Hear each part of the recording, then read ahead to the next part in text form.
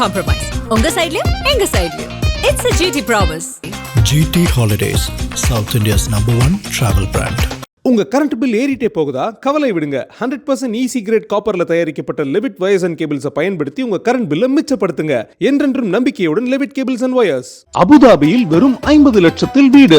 நானோ prime properties Abu Dhabi. ஹை QE campus NEET crash 2026 revision attack. எங்க teachers உங்க டைம்ல இந்தியா ரேட்ல. உடனே ஜாயின் பண்ணுங்க. வெறும் ரூபாய் 4720 மட்டுமே. ஒவ்வொரு குடும்பத்தையும் 5000 ரூபாய் பொங்கல் தொகுப்போடு வழங்க வேண்டும் என்று கேட்டுக்கிறேன். 100 நாள் ஊரக வேலை திட்டம் 125 நாளா உயர்த்திருக்காங்க. அதே மாதிரி வேளாண்க்கு முக்கியத்துவம் கொடுப்போம்னு சொல்லிட்டு மத்திய அரசு சொல்லியிருக்காங்க. ஆனா அந்த பெயர் மாற்றத்திலே ஒரு சர்ச்சை இருக்கு. இது எப்படி சார் பாக்குறீங்க?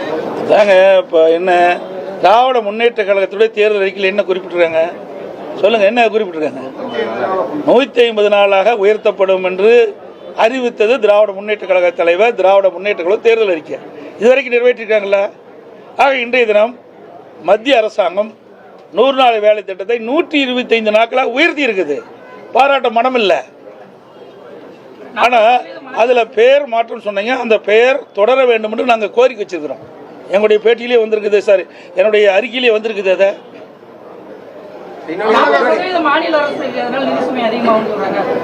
அதை எங்கே வாதாடணும்? எதுக்கு நாடாளுமன்ற இருக்கிறாங்க? நான் பல முறை ஊடகத்தை வேலையில் பத்திரிகை எழுதுறேன். நாடாளுமன்றத்தில் வாதாட வேண்டியது நாடாளுமன்றத்தில் வாதாடணும்.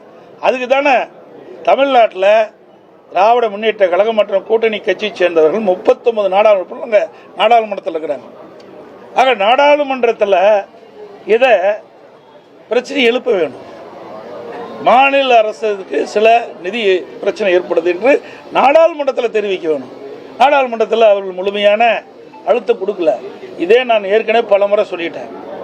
அனைத்து இந்திய அண்ணா திராவிட முன்னேற்ற கழகம் பாரதிய ஜனதா கூட்டணியில் அங்கம் வைக்கின்ற பொழுது காவிரி நதிநீர் பிரச்சனை உச்ச நீதிமன்றத்தில் தீர்ப்பளிக்கப்பட்டது. அந்த தீர்ப்பை அமுல்படுத்த காலதாமதம் செய்தது மத்திய அரசு. அப்பொழுது உடனடியாக உச்சநீதிமன்ற தீர்ப்பை நடைமுறைப்படுத்த வேண்டும் என்று சுமார் 22 நாட்கள் நாடாளுமன்றத்தை ஒத்திவைத்தோம். இது அதிமுகவுடைய சாதனை. தமிழ்நாட்டு மக்களுடைய பிரச்சனையை தீர்க்க வேணும்னா அங்க நாடாளுமன்றத்தில் தான் பேசணும். சும்மா வெற்றி அறிக்கை விட்டுட்டு மலுப்பலான பதில் கொடுத்து மக்களை ஏமாற்றக்கூடாது. தமிழகத்தோட கடன் 9 லட்சம் கோடியே 55,000 தாண்டி இருக்கு.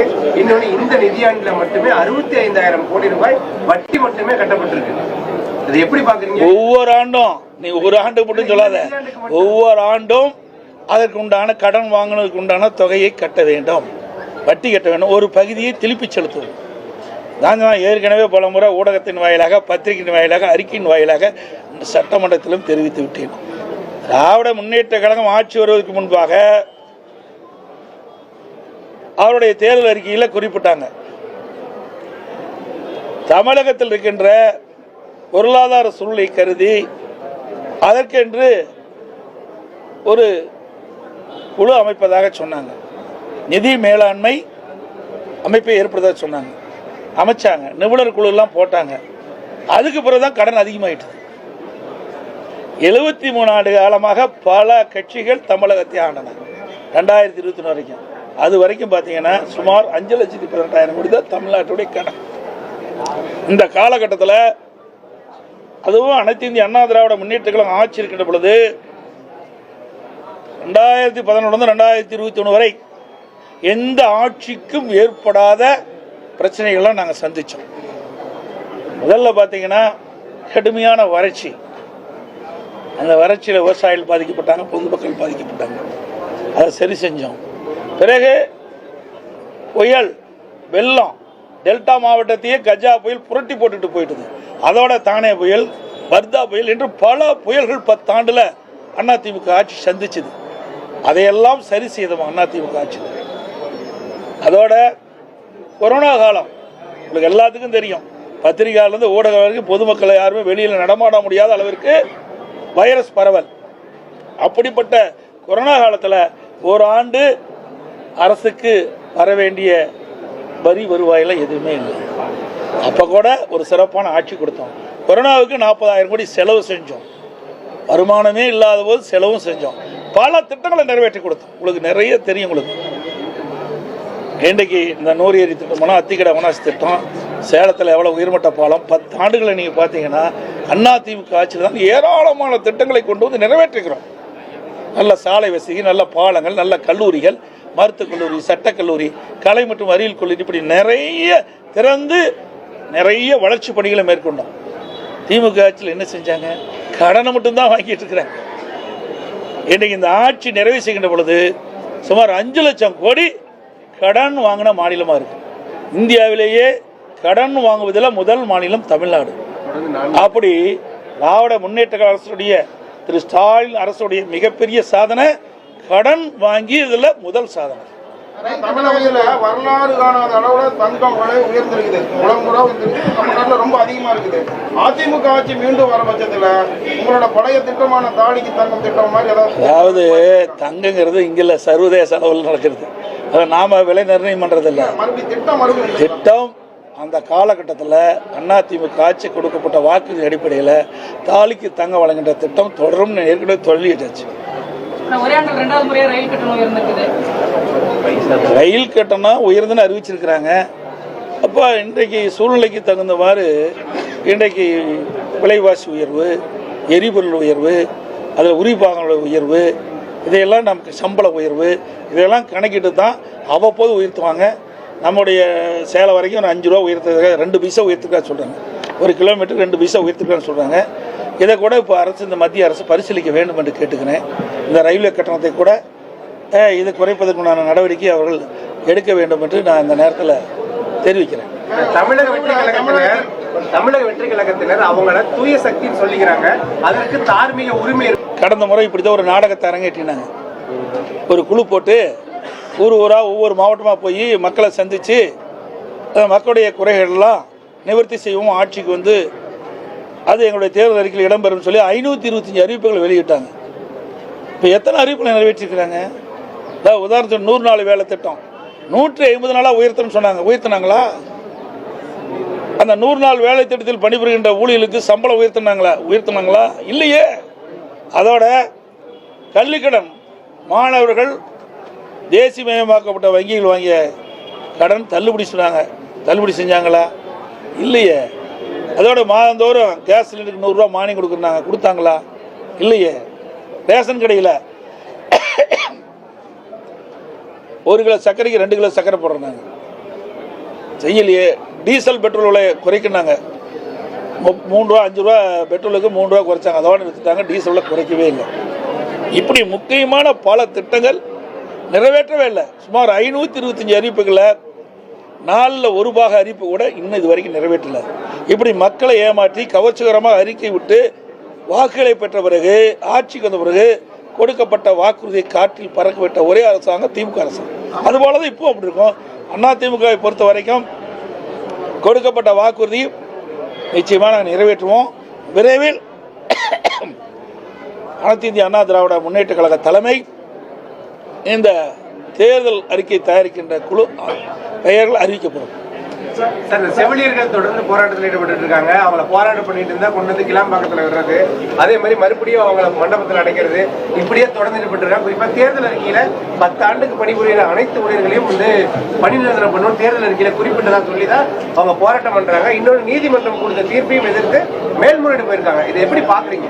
தாங்க ஏற்கனவே இவர்கள் வந்து தேர்தல் அறிக்கையில திராவிட முன்னேற்ற கழகம் ஆட்சிக்கு வந்தா அரசு காலி பணியிடங்கள் முழுவதும் நிரப்பப்படும் சொன்னாங்க. அதாவது அரசு காலி பணியிடங்கள் 3 லட்சம் காலி பணியிடங்கள் இருப்பதாக சுட்டி காட்டினாங்க. அரசு சார்ந்த காலி பணியிடங்கள் 2 லட்சம். ஆக மொத்தம் அரசாங்கத்தின் மூலமாக 5 லட்சம் காலி பணியிடங்கள் நிரப்பப்படும் சொன்னாங்க. இது வரைக்கும் நிறைவேற்றிருக்காங்களா? கடந்த சட்டமன்ற கூட்டத்தொடரில் 50,000 அரசு காலி பணியிடங்கள் நிரப்பப்பட்டதாக அறிவிச்சிருக்கிறாங்க. இது வரைக்கும் இந்த 4.5 ஆண்டு காலத்தில் 75,000 பேர் ஓய்வு பெற்றுட்டாங்க, பணி ஓய்வு பெற்றுட்டாங்க. அதுலேயே 27 பாக்கி இருக்குது. கொடுக்கப்பட்ட வாக்குறுதி எதுவுமே நிறைவேற்றது கிடையாது. செவிலியர்களை பொறுத்த வரைக்கும் ஒப்பந்த அடிப்படையில் அவர்கள் பணியில் நியமிக்கப்பட்டாங்க. ஒரு குறிப்பிட்ட ஆண்டுகளானால் அதை பணி நிரந்தரம் செய்வது எல்லா ஆட்சியிலும் இருப்பது. ஆனால் இந்த அரசு வேண்டுமென்றே திட்டமிட்டு ஏற்கனவே கொடுக்கப்பட்ட வாக்குறுதி நிறைவேற்றாமல் அதை வாக்குகளுக்காக அறிவிப்பை கொடுத்து வாக்குகளை பெற்றாங்க. ஆட்சிக்கு வந்தாங்க. ஆட்சிக்கு வந்த பிறகு கொடுக்கப்பட்ட வாக்குறுதியை மறந்த அரசாங்கம் திமுக அரசு. 1 கோடி வாக்கால் நீக்கலிங்க. தவறான செயலை சொல்லிடாதீங்க. இது நீங்கள் பத்திரிக்கை கூட நம்பர் தவறான செய்தி வெளியிடக்கூடாது. இது யாருடைய ஆட்சி நடக்குது? திராவிட முன்னேற்ற கழக ஆட்சி நடக்குது. இந்த அரசாங்கம் யாருடைய கட்டுப்பாட்டில் இருக்குது? ஆட்சியாளர் கட்டுப்பாடு. மாவட்ட ஆட்சித்தலைவர்கள் யார் கட்டுப்பாட்டில் இருக்கிறாங்க? சொல்லுங்க, பேசவே பாருங்க. ஆட்சியாளர் கட்டுப்பாடு. அவருடைய தலைமையின் கீழே தான் இந்த பணியெல்லாம் நடக்குது. புரியுதுங்களா? இதில் நாங்கள் கேட்க வேண்டிய கேள்வி நீங்கள் எதிர்காலி கேட்டுட்டு இருக்காங்க. எதிர்கட்சி தான் கேள்வி கேட்கணும். ஆளுங்கட்சி இருக்கின்ற பொழுது இதை வேண்டுமென்றே திட்டமிட்டு எஸ்ஐஆர் பணி முழுமையும் நிறைவேற்றப்பட்டு விட்டால் போலி வாக்காளர் நீக்கப்பட்டு விடுவார். போலி வாக்காளர்னா எல்லாமே இரட்டை வாக்காளர், போலி வாக்காளர். அதில் யாரெல்லாம் உண்மையான வாக்காளரை தவிர்த்து மீதியெல்லாம் வாக்காளர் பட்டியலில் இடம்பெற்று அத்தனை பேருமே போலி வாக்காளர் தான் கருதப்படுவாங்க. 21 ஆண்டு காலமாக இந்த எஸ்ஐஆர் பணியை மேற்கொள்ளலை. அதனால் இறந்தவர்கள்லாம் தேர்தல் நேரத்தில் உயிர் பெற்று வந்து திமுக காரனால ஓட்டு போட ஆரம்பிச்சிடறாங்க. அதுதான் பதறாரு, கதறாரு. ஆக இது நாள் வரை இறந்தவர்களை வைத்து நாம் வெற்றி பெற்று வந்தோம், போலி வாக்காளர்களை வைத்து வெற்றி பெற்று வந்தோம். இப்போ அதற்கு ஒரு இடையூறு வந்துட்டது. நீ எஸ்ஐஆர் பணி மேற்கொள்ள விட்டு விட்டால் அது வாக்காளர் பட்டியலில் உண்மையான வாக்காளர் தான் இடம் பெறுவாங்க. ஆக இறந்தவர்கள் இடம்பெற மாட்டாங்க, இரட்டை வாக்காளர் இடம்பெற மாட்டாங்க, வீடு மாறி குடியேறியவர்கள் இடம்பெற மாட்டாங்க. இப்படிப்பட்டவர்கள் தான் இன்றைய தினம் கணக்கெடுத்து இன்றைக்கு ஒரு பட்டியலை அறிவிச்சிருக்கிறாங்க. எப்போ கூட அதில் உண்மையான வாக்காளர் விடுபட்டு இருந்தால் அதற்கு 1 மாத காலம் வாய்ப்பு கொடுத்துருக்குறாங்க. அவர்கள் குறிப்பிட்ட அந்த படிவத்தில் அவர்கள் பூர்த்தி செஞ்சு சம்பந்தப்பட்ட பூத்தருடைய தேர்தல் அறிவிட்டு கொடுத்தா சேர்த்திக்குவாங்க. இப்போ ஏற்கனவே அறிவிச்சிட்டாங்க, அவங்களுக்கு வாய்ப்பு கொடுக்குறாங்க. அதில் வாய்ப்பு மறுக்கல. ஆக வேண்டுமென்றே திட்டமிட்டு திராவிட முன்னேற்ற கழக தலைவர் இன்றைய முதலமைச்சர் எதை எதிர்க்க வேண்டும் என்ற நோக்கத்தில் தான் பேசிட்டு இருக்கார ஒழிய இதில் என்ன குறைபாடு இருக்குது? இது எல்லா கட்சிக்குமே பொதுவானது. உண்மைக்கு மாறாக இருக்கின்ற வாக்காளர் பட்டியலிருந்து விடுவிக்க வேண்டும் என்பதுதான் எங்களுடைய நோக்கம். உண்மையான வாக்காளர் தான் வாக்காளர் பட்டியலில் இடம்பெற்று தேர்தல் நேரத்தில் வாக்களிக்க வேண்டும் என்பது எங்களுடைய நிலைப்பாடு. அதன் அடிப்படையில் இதை வரவேற்கிறோம். சரி, அனைவருக்கும் வணக்கம், நன்றி. சரி, அனைத்து ஊடகங்களுக்கும் பத்திரிகை நிறுவனங்களுக்கும் இனிய தைப்பொங்கல் நல்வாழ்த்துக்கள், இனிய ஆங்கில புத்தாண்டு நல்வாழ்த்துக்கள். நன்றி, வணக்கம். அனைத்து ஊடகங்களுக்கும் பத்திரிகைகளுக்கும் கிறிஸ்துமஸ் நல்வாழ்த்துக்கள். No compromise. உங்க சைடுலயும் எங்க சைடுலயும். It's a GT promise. GT Holidays, South India's #1 travel brand. உங்க கரண்ட் பில் ஏறிட்டே போகுதா? கவலை விடுங்க. 100% ஈஸி கிரேட் காப்பர்ல தயாரிக்கப்பட்ட லெவிட் வயர்ஸ் அண்ட் கேபிள்ஸை பயன்படுத்தி உங்க கரண்ட் பில்லை மிச்சப்படுத்துங்க. என்றென்றும் நம்பிக்கையுடன் லெவிட் கேபிள்ஸ் அண்ட் வயர்ஸ். அபுதாபியில் வெறும் 50 லட்சத்தில் வீடு. Nano prime properties, Abu Dhabi. ஹை QE campus NEET crash 2026 revision attack. எங்க டீச்சர்ஸ் உங்க டைம்ல இந்தியா ரேட்ல. உடனே ஜாயின் பண்ணுங்க. வெறும் ரூபாய் 4720 மட்டுமே.